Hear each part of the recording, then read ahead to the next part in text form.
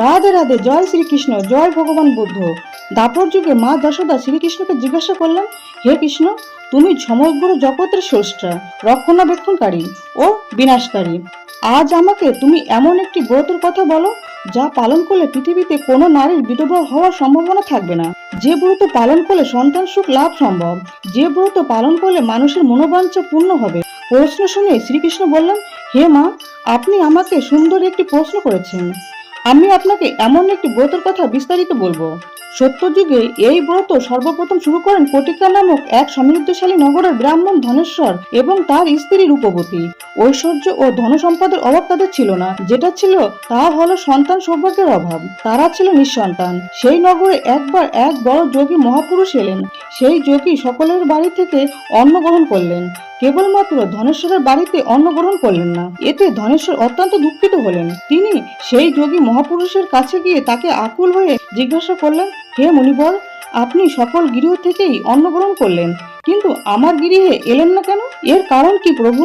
উত্তরে যোগী মহাপুরুষ বললেন, দেখো বাচ্চা, নিঃসন্তানের গৃহ থেকে আমি অন্ন গ্রহণ করি না, কারণ এই অন্ন অধঃপতিত অন্নের সমান। এই কথা শুনে ধনেশ্বর মনে খুবই ব্যথা পেলেন এবং তিনি কাতর হয়ে যোগী মহাপুরুষের পায়ে পড়লেন এবং বললেন, হে মুনিবর, দয়া করে আমাকে সন্তান লাভের উপায় বলে দিন। আপনি তো সর্বজ্ঞ, আমাকে আপনি কৃপা করুন।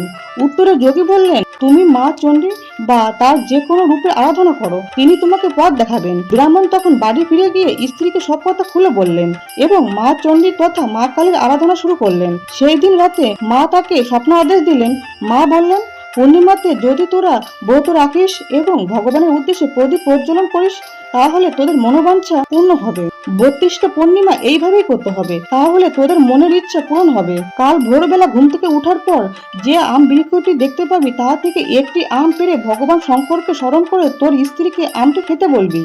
পরের দিন স্বপ্ন আদেশ অনুযায়ী ব্রাহ্মণ তা পালন করলো এবং 1 মাস পর তার স্ত্রীর সন্তান সম্ভব হলো। দেখতে দেখতে বছর কেটে গেল। বছরের শেষে তাদের কোল আলো করে একটি পুত্র সন্তান ভূমিষ্ঠ হলো। ধনেশ্বর ব্রাহ্মণ তার নাম রাখলেন দেবীদাস। মাতা পিতার পরম স্নেহে দেবীদাস বড় হতে লাগলো, কিন্তু তার জন্ম কুণ্ডলিতে আয়ু ছিল মাত্র 16 বছর। ধনেশ্বর ব্রাহ্মণ আগে থেকেই তা জানতেন, তাই তারা পুত্রের দীর্ঘায়ু কামনার উদ্দেশ্যে মা কালীর আদেশ মতো 32টি পূর্ণিমার ব্রত পালন করতে শুরু করলো। অবশেষে দেবীদাসের বয়স যখন ঠিক 16 বছর হলো, তখন ধনেশ্বর ব্রাহ্মণ দেবীদাসকে বিদ্যা লাভের উদ্দেশ্যে তার মামার সাথে কাশী পাঠিয়ে দিলেন। কাশীতে কিছুদিন থাকার পর ঘটনাচক্রে হঠাৎ করে দেবীদাসের বিবাহ সম্পন্ন হয়ে গেল। ক্রমে 16 বছর অতিক্রান্ত হতেই সেই দিন উপস্থিত হলো যেদিন দেবীদাসের মৃত্যুযোগ ছিল।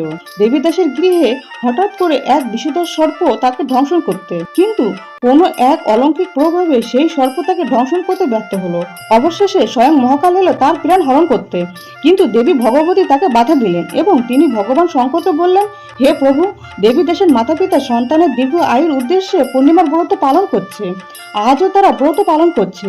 কৃপা করে এদের সন্তানকে আশীর্বাদ করে এর প্রাণ ফিরিয়ে দিন।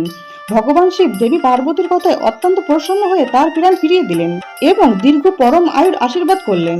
অবশেষে দেবীদাস নববিবাহিতা স্ত্রীকে নিয়ে মাতা পিতার কাছে ফিরে গেলেন এবং পরম ভক্তির সঙ্গে পূর্ণিমার ব্রত পালন করলেন।